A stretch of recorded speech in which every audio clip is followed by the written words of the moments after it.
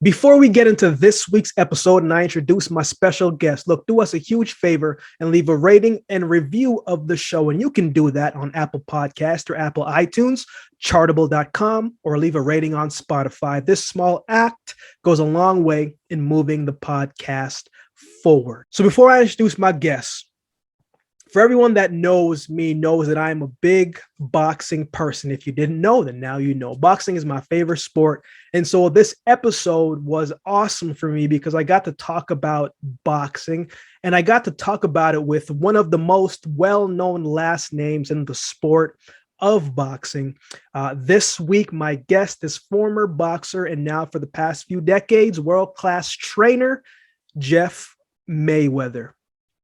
I had a great conversation with Jeff. He was very gracious with his time and was very honest about all the questions that I asked him. And he gave us insight into who he was as a fighter back then and how he trains his athletes now. Jeff grew up in Grand Rapids, Michigan with his brothers who were all professional boxers and had their own success.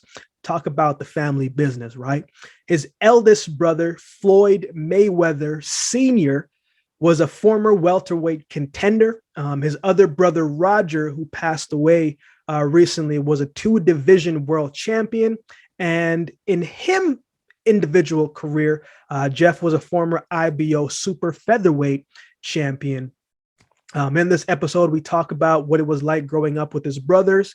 We talk about how he got involved in boxing. We talk about the promise he made to his mother that left him a little conflicted. We talk about the mindset it takes to be a great champion. We talk about how he trains his athletes for life and not just in the ring.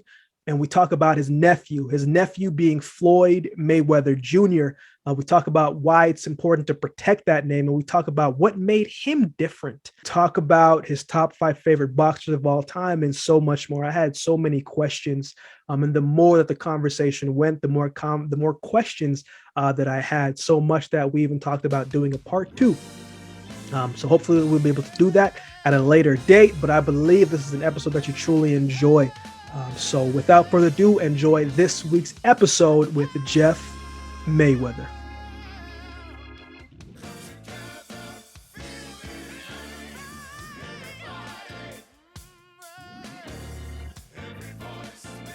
Okay, perfect. There we go. Finally. Oh man. Sometimes that technology, man, it's a lot. Yeah. How was the holidays, man? You looking good. Holidays is all right. Yeah. Ain't do too much. Yeah. Well, Jeff, thank you so much for your time, man. I know it's your day off. I don't want to take too much of it. But I want to start here, man. I'm very big on gratitude. It's been one thing that has helped me get through a lot of things in my life. I want to know, right. Jeff, what are 3 things you're grateful for today? I'm grateful for being here. I'm grateful to have many good people in my life. And I'm grateful for my family that's still here. Jeff, man, we got to start here, man. I got a couple questions that I've been thinking about. Just want to get into it, man. Grand Rapids, Michigan, right? It's where you're originally from. I know parts of the city in Detroit. You know, it's not the easiest to grow up in. But what was that dynamics like growing up? Because from what I understand, you're the youngest of both of your brothers, correct? Yes. So what was that dynamics like, man? Walk me through those childhood, those summer days. Well, I mean, basically, when I was younger, I used to be with Roger almost every day. Yeah. So my acid reflux is messing with me a little bit. So no worries. But yeah, I used to do everything with Roger, no matter what. Growing up together, we were inseparable. So that's pretty much it. We did a lot of stupid stuff together. Well, he did. I ain't gonna say him, just him by himself. Everything his idea. And of course, he's my brother. I love hanging out with him. So I ended up doing some stupid stuff as well. Can you share with me one of those moments, one of those stories?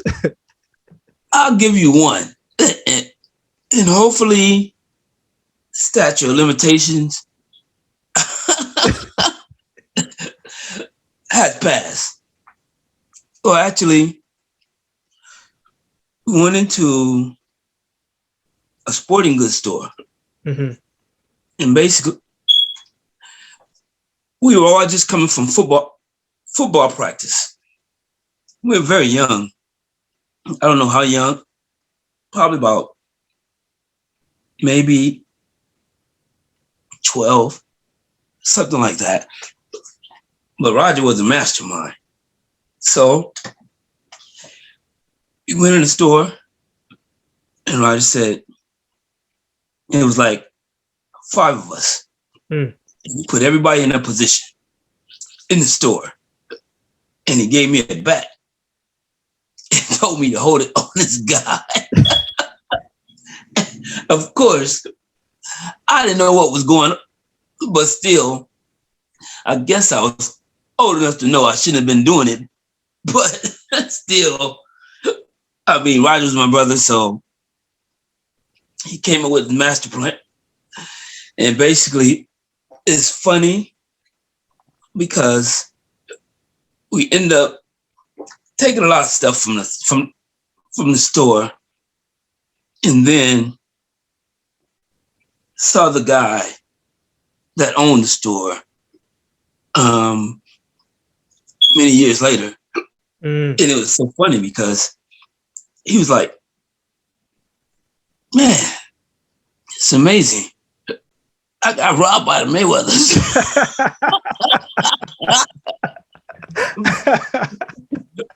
But, and then the guy, you know, we met him, took pictures, and, you know, hung out for a little while. So all was forgiven.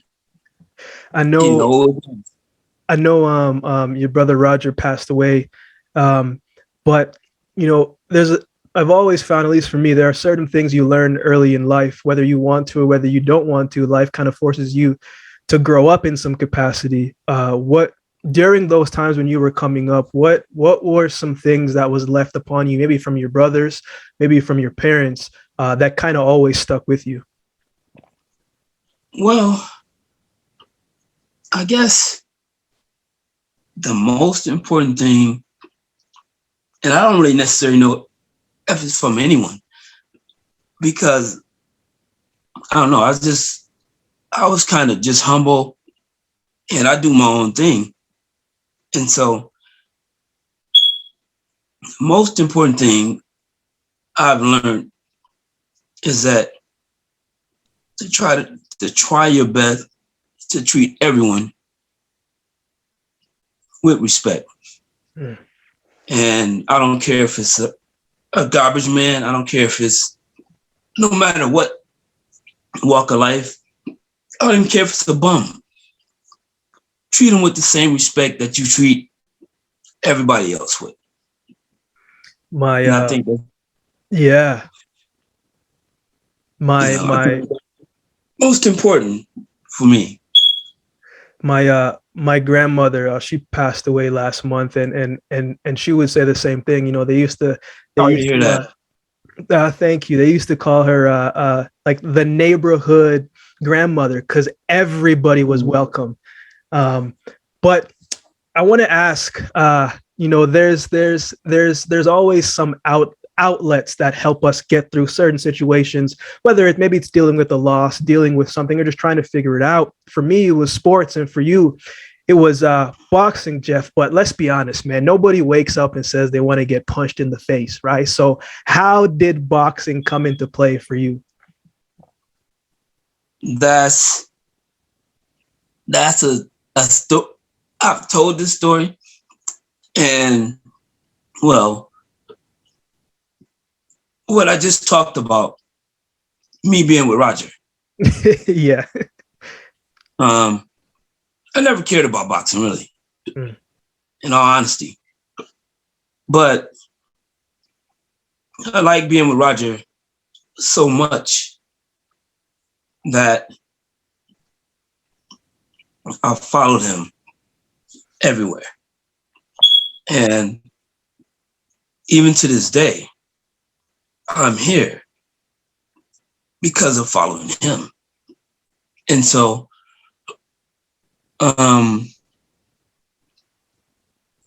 they say that no one can really choose your destiny or your path. But in a way, Roger did, because we were that close. When I was graduating from college and walking across the stage, I get a call, but of course I can't answer it while I'm on the stage. But then I called him back. First thing he said was, "You want to come to Vegas?" I said, "Yeah." When I came to Vegas, at some point, I kind of made the decision that I wanted to box myself, because I had boxed. It wasn't like I didn't box, but I never thought about becoming a professional fighter. And my mother definitely did not want me fighting for a living. So what ended up happening was, when I got that call from Roger, then it clicked. I said, well, maybe I should try it. I said, because I don't want to lie to myself about watching people on TV and saying, I can beat him, I can do this, I can do that. So basically, it's so weird. Once I made that decision, I would go downtown every day, acting like I was looking for a job, which I already had a job that I could have taken, but I couldn't tell my mom that I was just waiting. So I would just go downtown. I would dress up in a suit every day, go downtown and eat lunch, because now my mind is thinking, maybe I should give it a try. And so, lo and behold, once again, I almost had no choice. The day I landed in Vegas, Roger already had me a manager. He had me a manager. Wow. Had me a place to stay and a car. Wow, he set everything up. Yeah, everything was already set up, so why not give it a try? And I ended up staying. So that's how my boxing career started. That is very interesting. I'm curious though, when you were getting dressed up, ready to go, where were you going to eat? Were you going to a sandwich place, pizza place? Where were you going? Yeah, I mean, I would just go downtown and eat.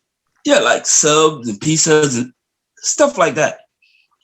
Because I know that you did graduate college, so like you didn't have to go this route, correct? Right. I'm gonna paint a picture for you, Jeff, and I want you to walk me through it. Right? You get to Vegas, and your brother Roger has everything set up for you. Right? April 23rd, 1988, right? Showboat Hotel and Casino in Las Vegas, Nevada. You stepped in the professional ring 4 rounds against Eddie Dorian for the first time in your career. What did that feel like, Jeff? What do you remember most about that moment? Well, I remember that I was much better than him. So I kind of put on a show. I did knock him out. I was never a big puncher. But once I realized that I wasn't a big puncher, I felt that I had to give people a show. And that's what I did. I kind of like just made the guy miss probably about 100 punches and just beat him real easy. In your career, Jeff, what would you say? What would you say was your toughest fight, and then what would you say is your best fight in your eyes? I guess my toughest fight, people would always think that some of the names that I fought, that would be my toughest fight, but to me it wasn't. I mean, I fought some guy, I can't remember name now, but it was a Mexican champion from Mexico that I fought. We fought on ESPN. The fight was really tough. I mean, I didn't feel like myself. I got hit more than I ever did. And the first time I really said to myself, damn, this fight is tough. I mean, and I don't know, it was just one of those nights. Yeah. I didn't perform my best, but I think I still did enough to win. And I got the win by split decision. And that was probably the toughest fight that I had. I mean, of course, I have other bigger names on my resume, of course. Yeah. I have Oscar De La Hoya, Jesse James Leha, and a few other people. Todd Foster. But to me, the toughest fight was against this guy because I didn't know who he was. I knew nothing about him. And for him but partly it was because, I don't know, something just was off that day. Yeah. And I mean, but when that happens, you can't complain about it because my job is to fight. And so being that my job is to fight, I got to take whatever comes with it. Yes. Yeah. When you're going back to camp, right, and you're with your brothers, what was that environment like? Are you someone who was always maybe motivated, or did being in that atmosphere, in that environment alone help you get there? What were some of the things that was going on during that time for all of you guys? Well, I think for me, being that I really didn't care about boxing, I had to work harder than everyone else because my name is the same as theirs. So I can't go out there and embarrass my family, but it's funny I say that because I actually had a decent amateur career long I mean, in lengthwise, Yes. you know, and but I was always so reluctant to take boxing as my choice. Hmm. And so I was always having an inner battle with myself. And so basically, that's why I worked extremely hard. And of course, being with my brothers, that always helped and always motivated me. So You said I think that you said no, go ahead. you said having inner battles with yourself and being reluctant to take it as your own. Why do you think that was so tough for you? I think partly was because I promised my mom that I wouldn't box. I promised my mom that I was going to go to college and get my degree for her. So I was always struggling with the promise that I made her. I made that promise to her, but I didn't fulfill it in that way. I mean, once she accepted me at, boxing, it was fine. But I think also myself, it was almost like, did I betray her? Because, because this is my mom. Yes. And I mean, when you tell your mom something, yeah, basically you want to keep your word. Absolutely. And I didn't, but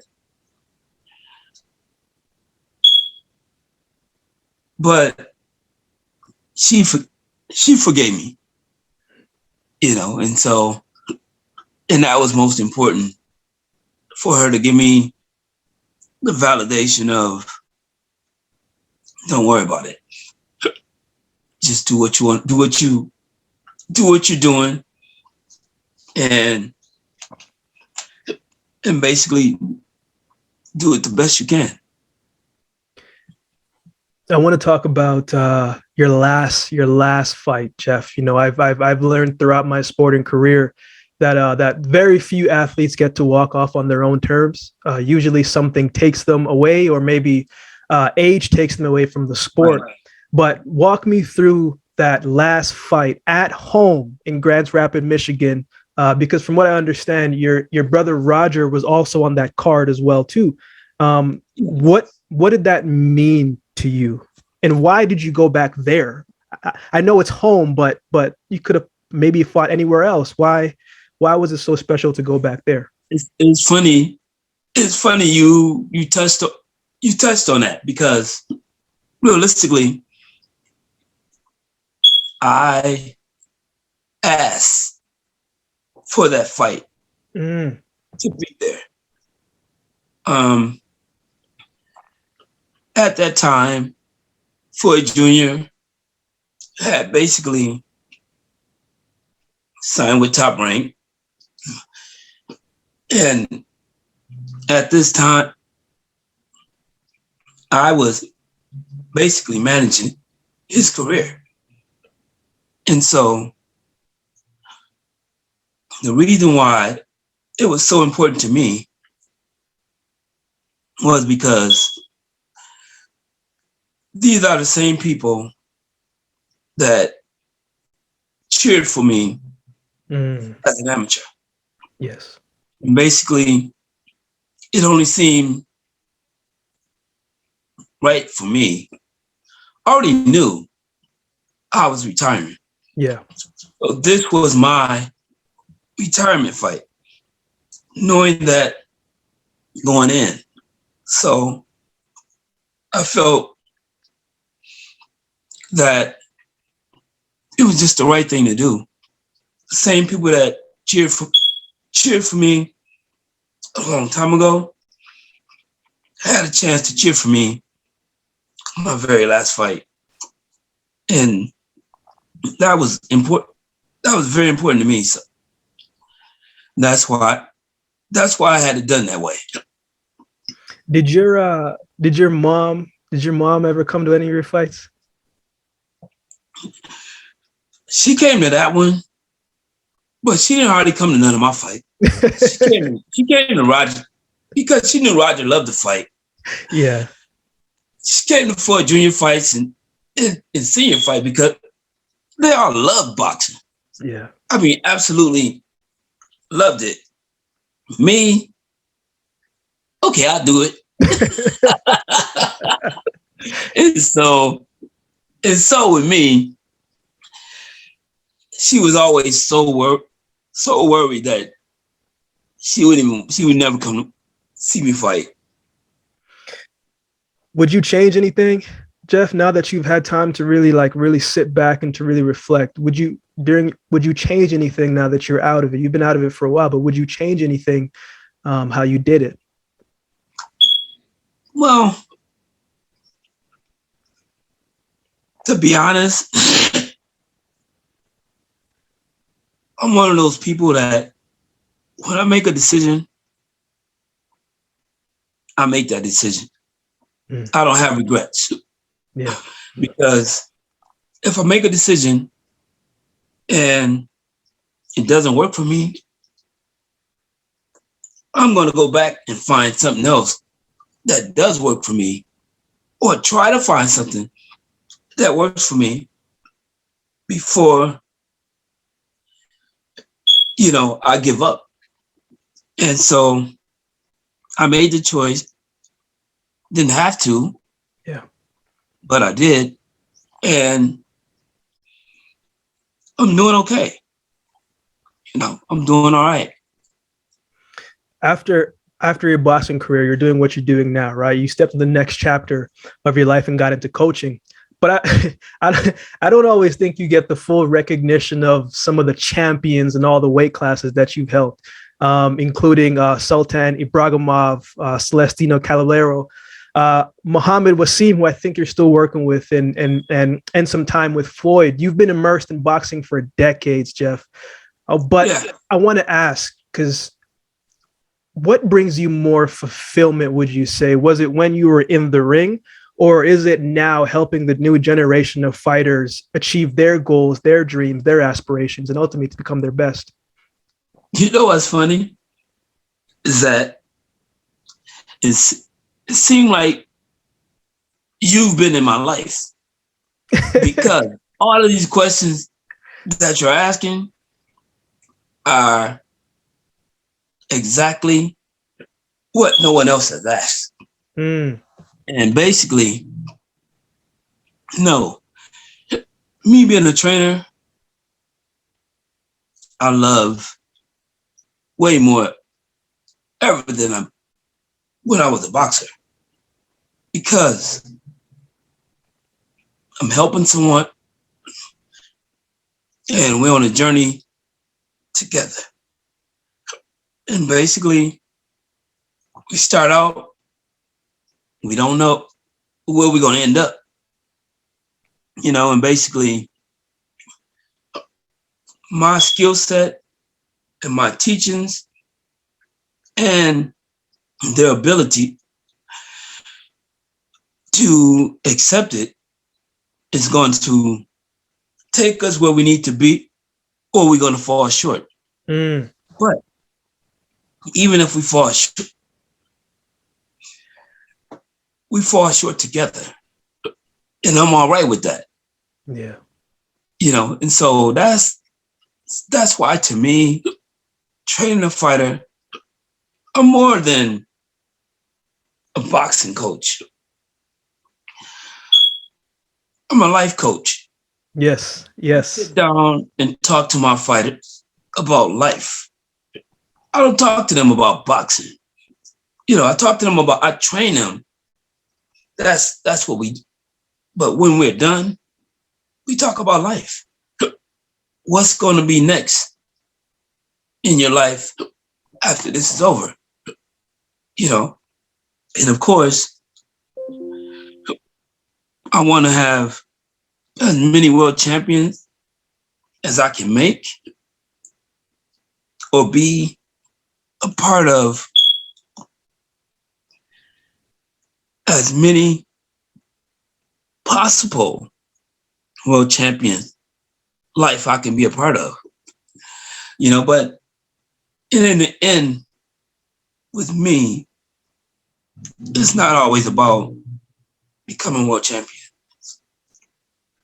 It's about that journey of starting with someone that you don't even really know in the beginning, and then you get a chance to find out what kind of person it is, their motivation, you know what I mean? And you get to know a whole nother side of that person that you're dealing with. And that's very important to me. So being a trainer is much, much more fulfilling for me. I've heard you say a few times in interviews that Floyd, your nephew Floyd, coming up was doing some things in the gym you haven't seen anyone else do before. Now, Jeff, I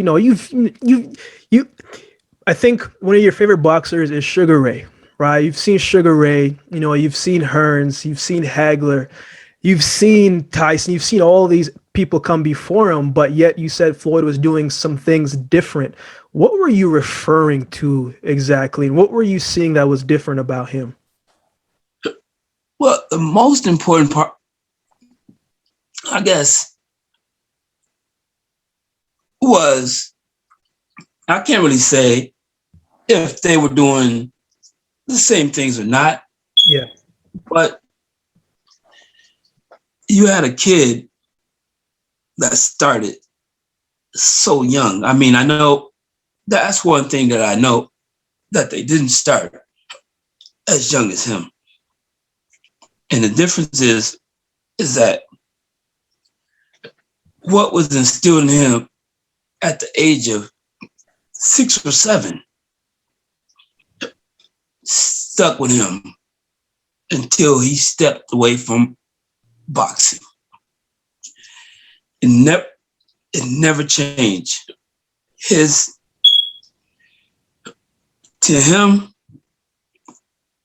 it wasn't about money. It is now, but it wasn't. No, seriously. Yeah. It wasn't then. That's why you had a guy that became so successful. Yeah. Because the only thing he wanted to do was be the greatest fighter to ever live. And that's why when he was to make 50 million, 100 million, he's still in the gym working as hard as if he's never made $1. And that's what separates him from almost every fighter. Because most fighters, when they start making millions of dollars, they get relaxed. They go out and buy a nice car, nice house, beautiful women. But then everything else changes. It happened to Tyson. Yes. It happened to Leonard. Yes. It happened to most every top-notch fighter in the world. It almost happened to. Yes. But with Floyd, it never happened. It never happened because one thing is this. He never had all those outside devices like getting high, drinking, partying too much.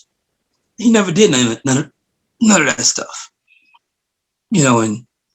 And so basically, you're talking about a kid at the age of 6 or 7 to have that same focus until the day he stepped out of that ring. You ain't gonna find that. Yeah. That's gonna be very, very hard to find. People may think, you see now, a lot of people are starting to have their kids start very young because Floyd, they want to have that same system that Floyd had. But if that kid doesn't have the same mindset as Floyd, he's not going to make it. Not going to make it to where they think he's going to make it to.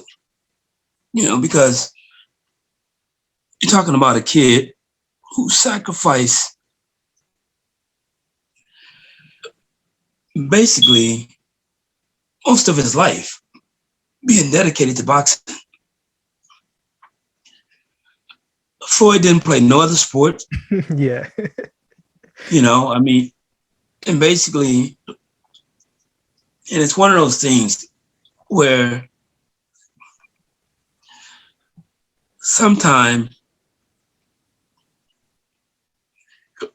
people like to, like, say, for instance, of course, everybody knows Joe Jackson. Yes. And they think that he pushed his kid too much. Pushed his kids so much that they became one of the greatest groups ever in the history of music. He pushed his son Mike to be the greatest entertainer ever. But he don't get credit for that. Yeah. He get credit for the same negative that pushed him to who he became. Same thing with Floyd. His dad wanted his son to be the best fighter ever to put on a pair of gloves. And in some people's eyes, he did exactly that. Yeah. He made his son, one of the best fighters ever to put on a pair of gloves. Yes. So he did his job. Yeah, there's times when he pushed his son when his son didn't want to be pushed. And then they've had, of course, arguments, disagreement, because at some point,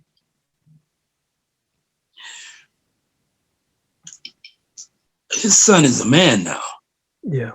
You can't say the same things to me you used to say to me when I was 15 years old. Yeah. And then not only that, even though you're my father, I'm your boss. I write your check. So you're going to have those confrontations like they had, even on 24/7. They had that confrontation. Yeah. But still, even after having that confrontation, Floyd still stuck to his father's vision. And that's what made him what he was. Same thing with Michael Jackson. Yeah. But of course, Floyd was called the Joe Jackson of boxing at one point. But To be honest, he wasn't that bad. He wasn't that bad, but he fulfilled what he was trying to create. You spoke about the Mayweather name in the beginning of our conversation, and now Floyd is coming up and he's bearing the Mayweather name. But Jeff, when I had to go back and watch some tape, and I was watching some tape, and I saw a lot of all three of you inside him, but just like a more refined version, right? I saw your slickness, your showmanship. I saw your brother Floyd Sr.'s hand speed and counterintuitiveness, and I saw your brother Roger's jab and power. What do you think Floyd's best performance was? Because, you know, a lot of boxing is opinions, right? We'll say this is the one, right? This is the best one. And it's like, it's still an opinion. But to you, someone who has been in that environment with him, what do you think his best performance was? I think his best performance was against Diego Corrales. Someone who was supposed to be his equal, and Floyd beat him easy, extremely easy. So, because I always look at that fight as Leonard versus Hearns, the big puncher, you know, the small boxer, just like Leonard and Hearns, But Floyd, on that night, fought a perfect fight. Absolutely perfect. I mean, he made a great fighter. Yeah. Look like a pure amateur. Yeah. You know, I mean, may he rest in peace. And I mean, he was a very nice guy, very humble guy. He was a good friend of mine too. But on that night, it was Floyd's night, you know, and it's one of those things that it's a part of history where, especially now when we have YouTube, we can go and look at that fight over. Yeah. And over. You know, and then when you look at it, people say, wow, that kid right there could fight his ass off. Last few questions, Jeff, before I let you go. You know, you've been around and seen all styles, all different types of fighters, all different types of countries. Who are your top 5 favorites fighters of all time, Jeff? Your favorites. Who's in your top 5? Let me see. Can I use my nephew? Absolutely. You can even use you. You can even use you. Well, let me see. If I use me and my nephew and my brothers,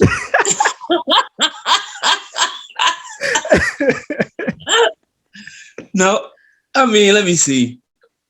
Of course, Muhammad Ali, Floyd,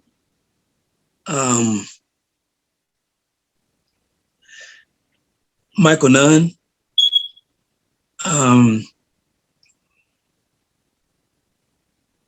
let me see, Sugar Leonard, and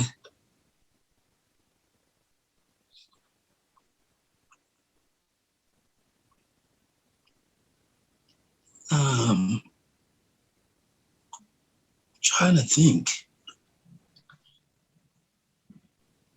I don't know. I might pick somebody else in my family. My brother Roger. I followed him forever, so why not? Jeff, what do you think about this generation of fighters? Who do you like? Um, I think this generation. One thing about boxing is that I don't think that there's really no era a whole lot better than the other era. Like so many people say, I'm not like that. I'm not no old school trainer that say, oh, this guy, that's not me. I think that there's some great young fighters out here, but these great fights need to be made Yes. to show their greatness. I mean, I think that, you know, the welterweight division has always been one of the most supreme divisions in the sport of boxing. And right now, with Spence and Ennis, Mm-hmm. Crawford, you know, those are the top three, of course. And I think that on any given night, anyone can beat each other. Mm-hmm. So that's what makes it great. And then you have the lightweight division. You have all these great young fighters. You have Devin Haney. You have Tank, Ryan Garcia. At Lomachenko. one point, who's that? Lomachenko. Yeah, you had Lomachenko. And there's still great fights to be made. It's just they need to happen. Mm. That's when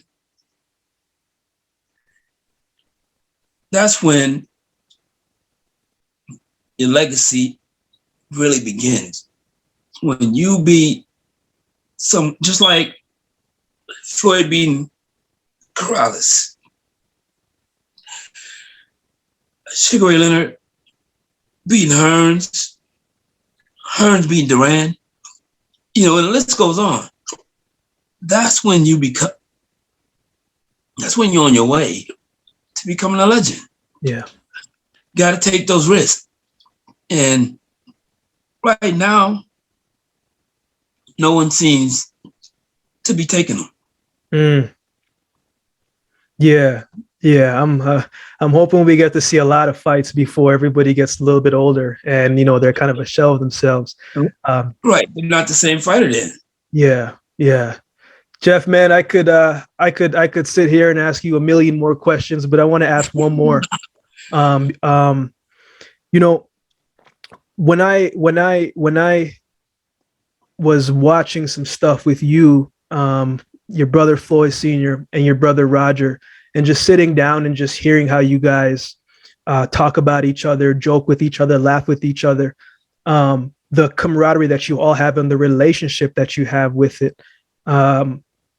Time is always against us in some capacity.